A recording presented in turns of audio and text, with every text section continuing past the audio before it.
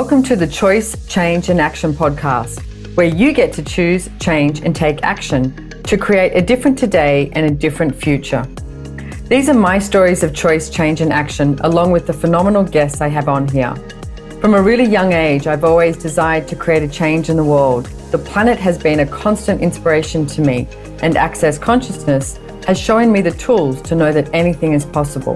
And I keep choosing. What are you going to choose?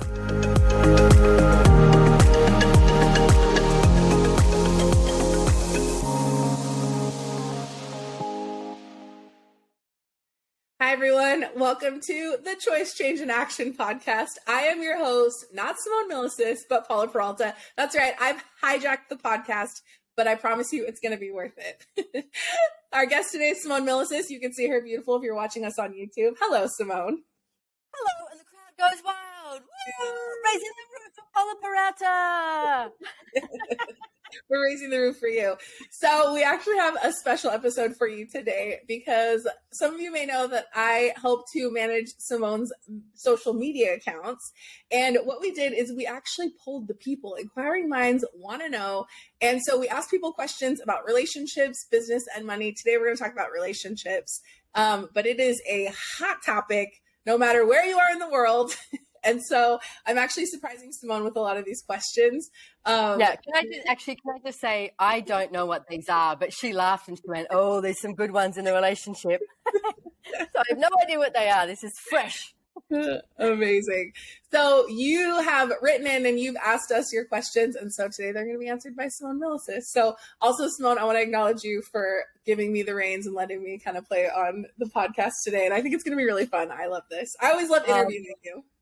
I trust you, she said. Yes, I do. I trust you'll be you, Paula. Yeah. Well, then we're going to have a good time.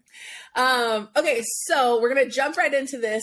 One of the biggest questions that we had coming from people was, how do you get out of, we're going to dig right in, hope you're ready. How do you get out of like the relationship patterns that you saw in your family or with your friends or maybe with previous relationships? Like that was and this is kind of a summation of all the questions, but like what people were asking is like, I feel like I'm not actually being me in the relationship or choosing what I want. And so what is your advice for someone if they're trying to like create their own relationship, but they're not quite sure how? Yeah. Okay. So we might have to have a bit of a conversation about this because that's a podcast in itself, that one question.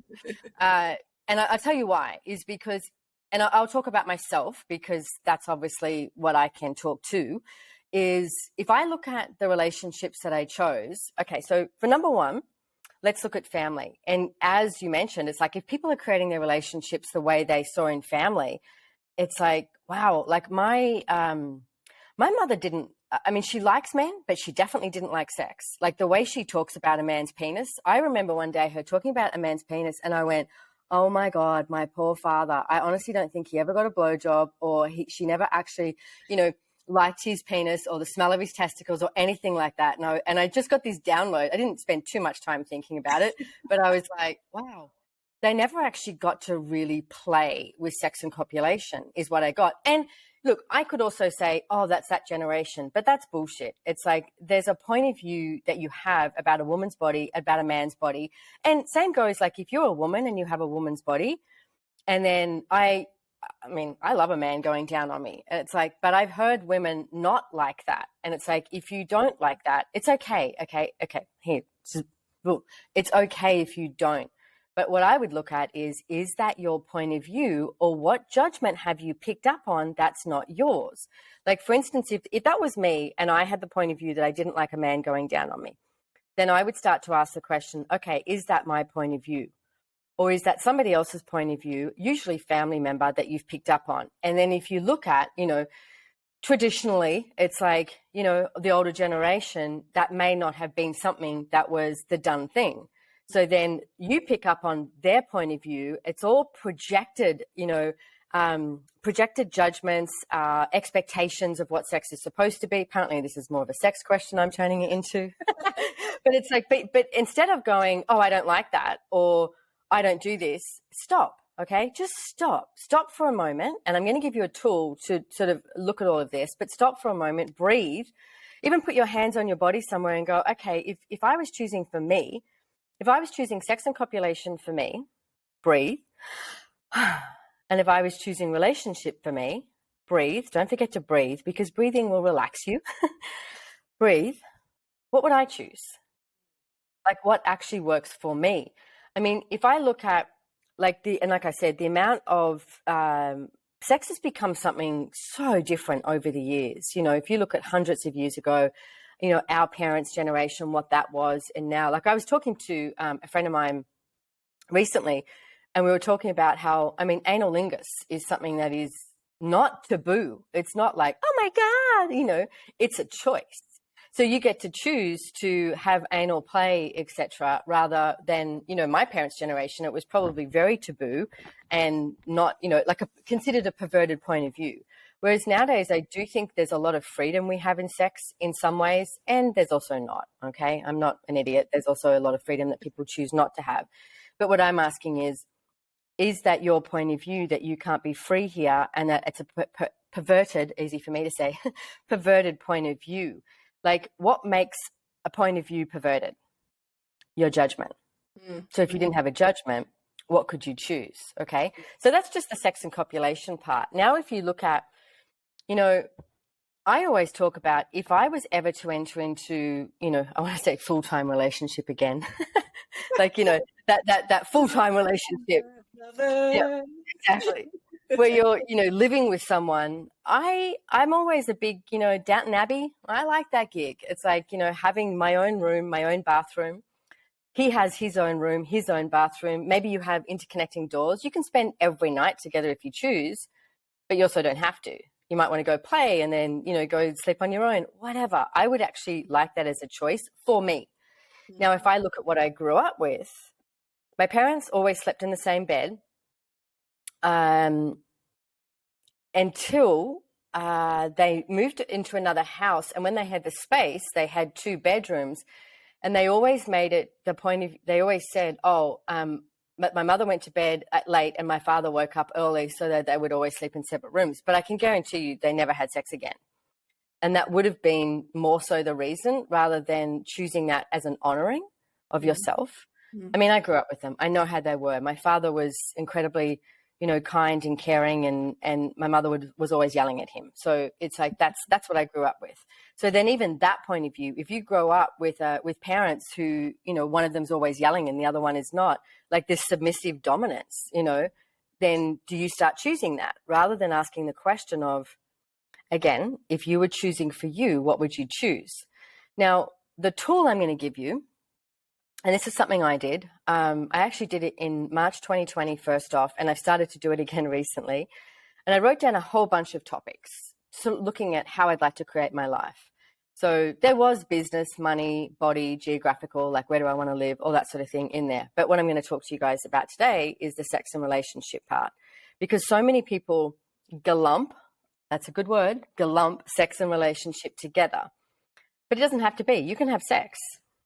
It doesn't mean you have to be in a relationship. You can actually be in a relationship with someone and have these great relationships, but it doesn't mean you have to have sex with them. So, I mean, I have a great relationship with you, Paula, but we're not having sex. And I always say yes, because you never know what might show up, ladies and gentlemen. but look at that, like, and don't write it as though you have to prove something. Don't write it as though you're going to show your friends. Don't write it as though you've already judged that you're wrong or you've got to get it right. What I want you to have a look at is what would work for you. I mean, even if you look at sex, do you want to have sex once a week, once a day, once a month? Not at all. That's okay. It's not wrong. There's a lot of people out there who love having a lot of sex, and there's a lot of people out there who don't like having a lot of sex. It's okay. Do you prefer to masturbate? That's okay too. You know, like, but get clear on what actually works for you. And then the relationship. How many hours a day do you want to spend with someone? Do you actually want to have one relationship or 2 or 3, or like, what works for you? I love my own space. That is a definite for me. Absolutely love my own space. So that's got to be, you know, included in what I choose. So there you go. That's my information for question number 1. Yeah, no, and that's like a great, I mean, You gave us a lot there, and I love that. And I love all the places that you went along the way. Because I think for me, I always felt like that conversation of like, what's true for me? What is it that I would like to create if I were being me here?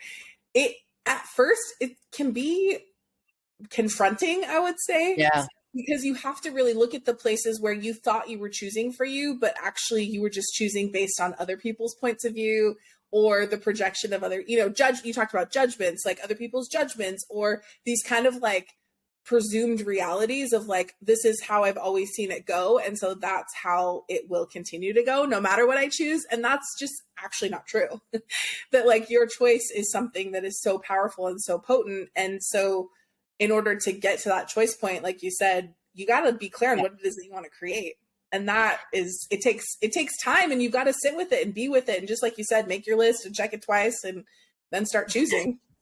Yeah. And I'm glad you said that about, I forgot the first part of the question was also about not choosing what you chose before.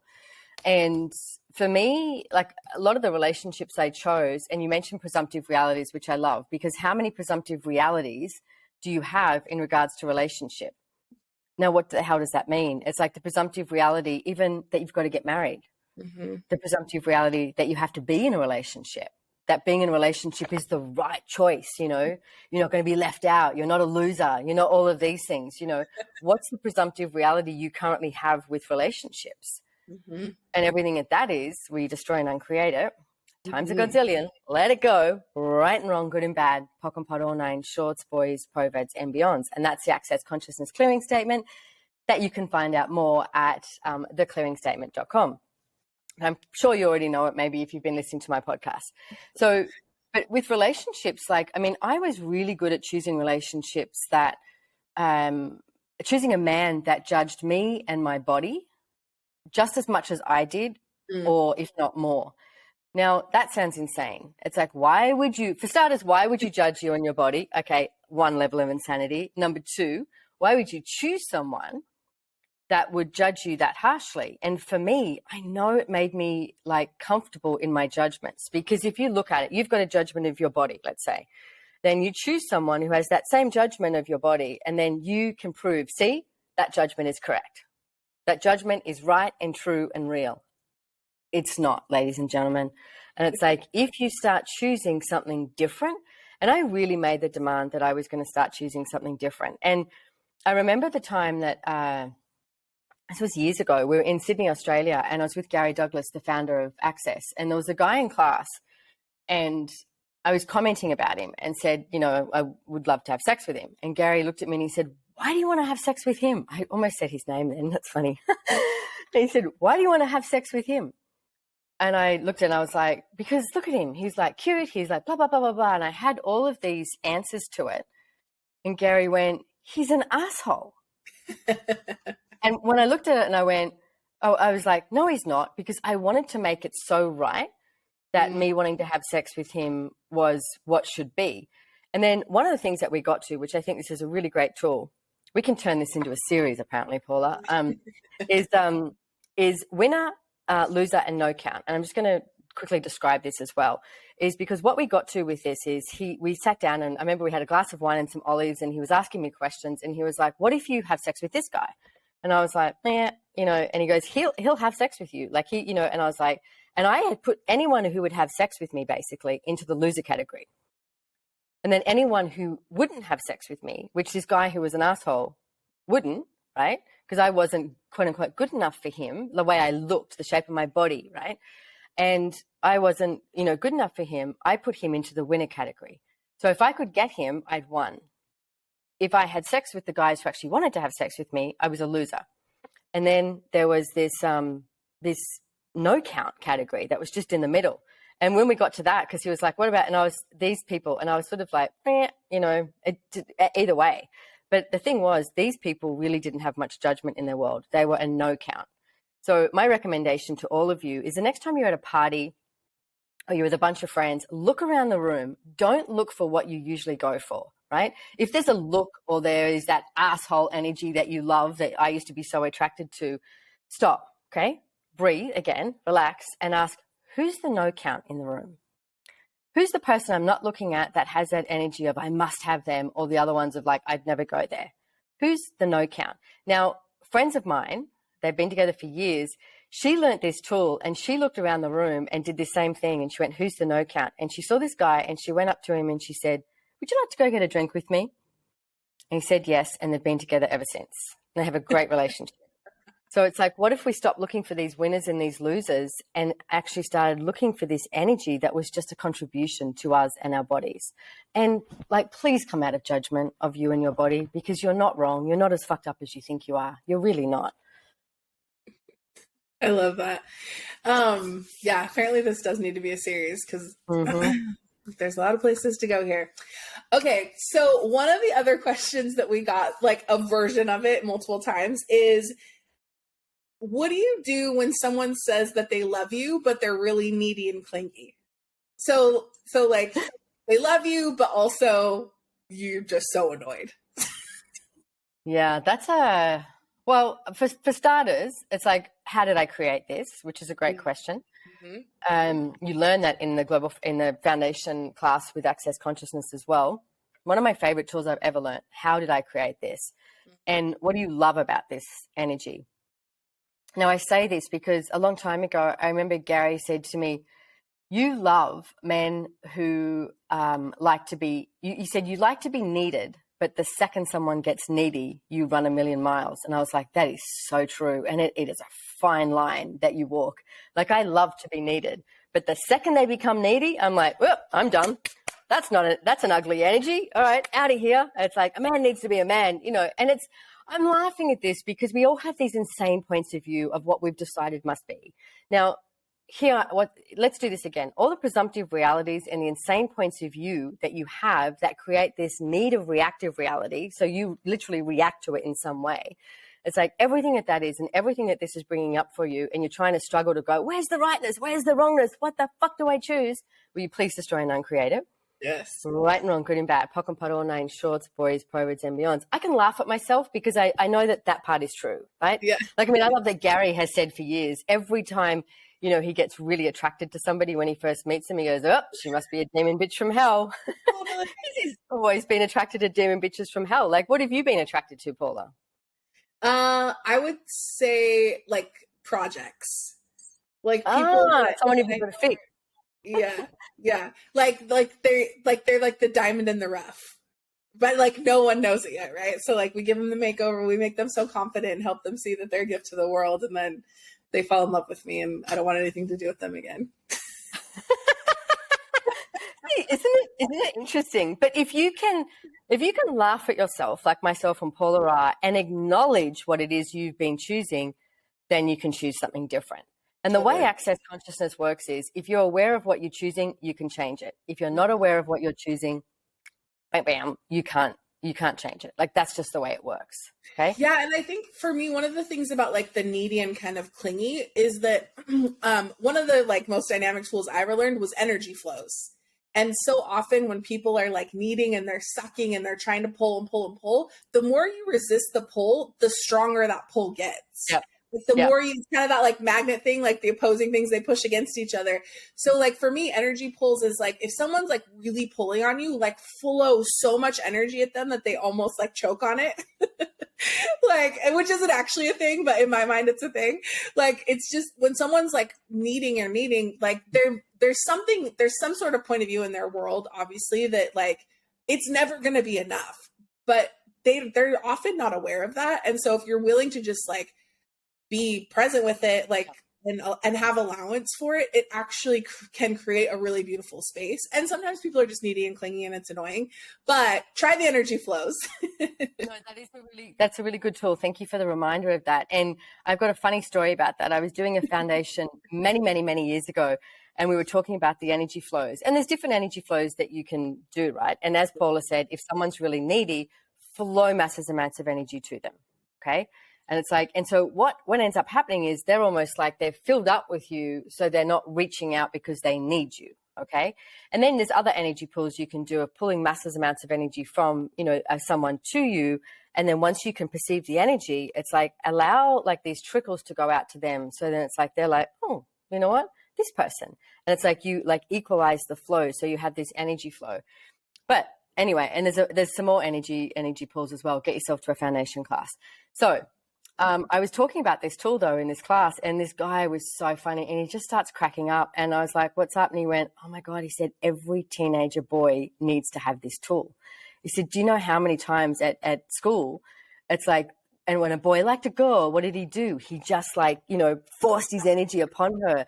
Like I remember being at primary school, coming home, and I was like, Mom. And it was like, there was this little boy, he was my same age, but this boy who kept coming up to me and kicking me and running away, right? And I was like, he's always kicking me. So Mom went and spoke to his mom, and she was like, oh my God, I'm so sorry. My son is so in love with your daughter. And that's what he would do. Like he'd run up and like kick me to go like, I'm here sort of thing, this attention. Or like this guy in the class I was doing, he said, I used to like basically almost throw myself at these girls when I was at primary school, you know, and they'd just run fast away from me.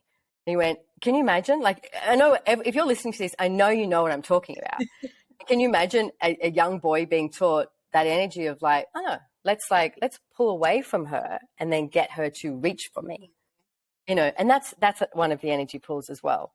So play with those energy pools. If you can, I highly recommend getting yourself to a foundation class as well, or getting yourself to a relationship done different class, because there's relationship done different facilitators all over the world. And that's one of the things that we have in the manual and we talk about. And it's a hell of a lot of fun. And it's not just with the people that you like or you want to copulate with. It's with colleagues. It's with workmates. It's with, you know, someone at a bar. If you want to get a cocktail, it's like pull massive amounts of energy from the barman, you know. And then he'll look up and be like, hey, and it's like, and then you're like, yeah, can I get 2 drinks, please? Or whatever. It's like, use these energy pools and have some fun with it. Now, if, again, let's go back to the original question, if someone is really needy, it's like, there's other ways that you can be with that too. Like you can always, like, what do they need? Mm-hmm. Do they need to be acknowledged? It's like, do they need to be empowered? You know, and plus, is it working for you? Like, mm-hmm. Do you actually like it? And if you like it, acknowledge it, you know? But empower them. It's like, hey, you know about this. It's like, keep empowering someone to know everything that they know. That's what I like to look at in the world is, you know, how empowering can I be to everybody so that they can be everything that they can totally be? Yeah. I think for me too, I love what you said about like, what do they need? Like, do they need to be acknowledged? Do they need to be empowered? And more often than not, in my experience, when people are like in your face, like, hey, did I do a good job? Did you like it? Like, they really just need you to express gratitude. And there is an energy of gratitude that's present, but also like there is a magic when you're like, oh my gosh, I'm so grateful for you. Thank you so much for taking time to do this, or thank you so much for this gift or this thoughtful thing or whatever it is. Like, and even like, listen, even sometimes if it's a little bit of an elaboration, that's fine. Like give them what they need if it works for you. But so often like those little words of gratitude create so much magic and that relaxation in their world that then creates so much space in your world and the relationship. Can I tell you, I've got another quick story about this is my last long-term relationship, right? He was a pretty good cook and he used to make these sauces and they would go on for hours and, you know, so he'd need all these Tupperware dishes. And I came home one day and I'd found all these like small Tupperware dishes and everything. And I came home and I was really excited because I was like, hey, look, guess what I bought you? You know, and he's lying on the couch having a beer, watching a movie or something. And I was like, look what I bought you. And he looked at me and he went, great, Tupperware. And I went, huh. I looked at him and I went, well, that's not the response I wanted or was expecting. And he went, what were you expecting? And I went, can we do it again? And he laughed and he goes, what do you want me to do? And I went, okay, I'm going to go back out. I'm going to come back in and I'm going to tell you what I brought you. And can you just get real excited for me? Now, this is a form of need, but we were playing, okay? We obviously knew what was going on, right? So I walked down the hallway and came back in, pretended I just came. And I was like, hey, guess what I brought you? And he goes, what? And I went, these little Tupperware dish, you know, things, and showed him. And he went, oh my God. He was like, Tupperware. And he goes, this is great. He was like, and he got up and he was excited and gave me a hug and kissed me and everything. And I was like, yay.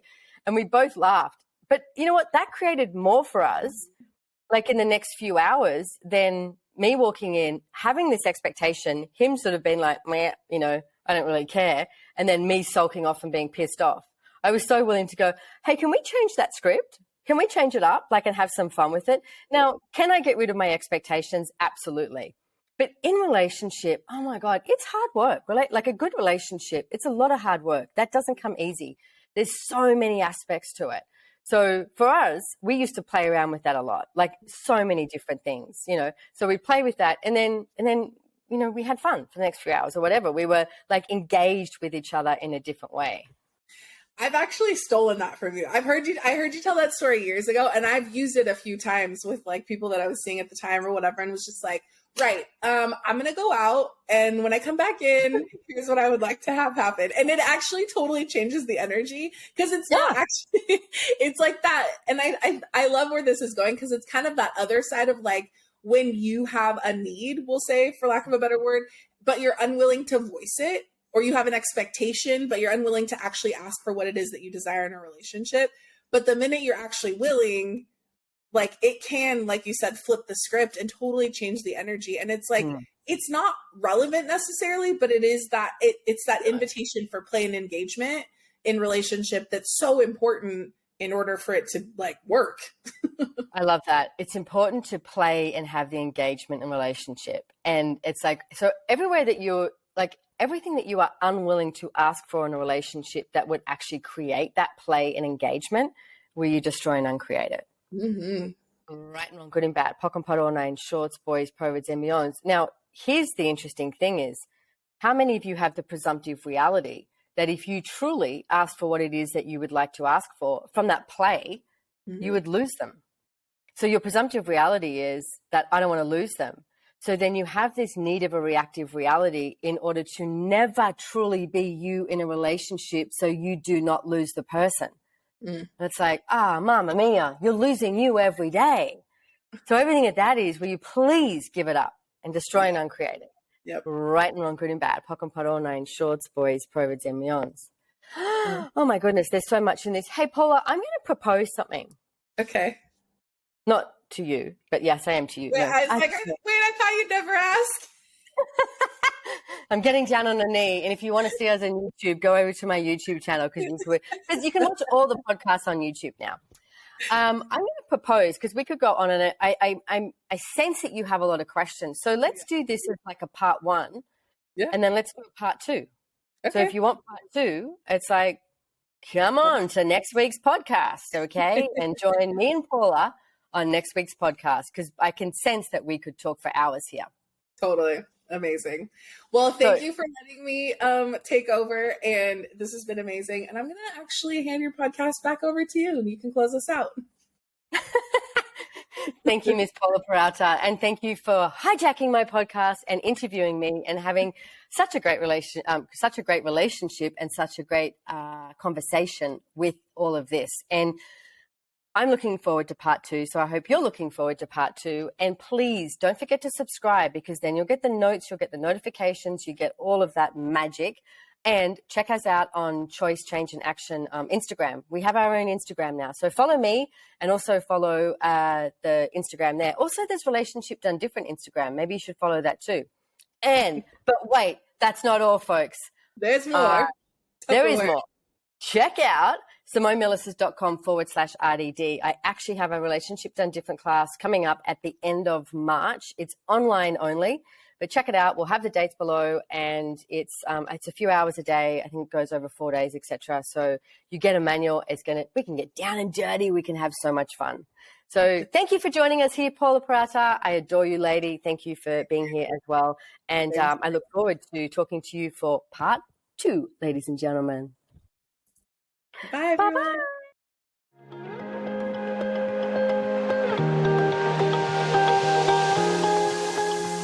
If you enjoyed this podcast, please make sure to hit the follow or subscribe button on your favorite listening platform to get notified of new episodes. We read all the reviews, so if there's any topic you would like to hear about, let us know. If you'd like to know more about the tools, information, and classes mentioned in the podcast, head on over to SimoneMilasas.com. and follow me on Instagram at Simone Milasas, or the podcast has its very own link on Instagram at Choice, Change, and Action. Don't forget, you can download the show notes, and lastly, have way too much fun today.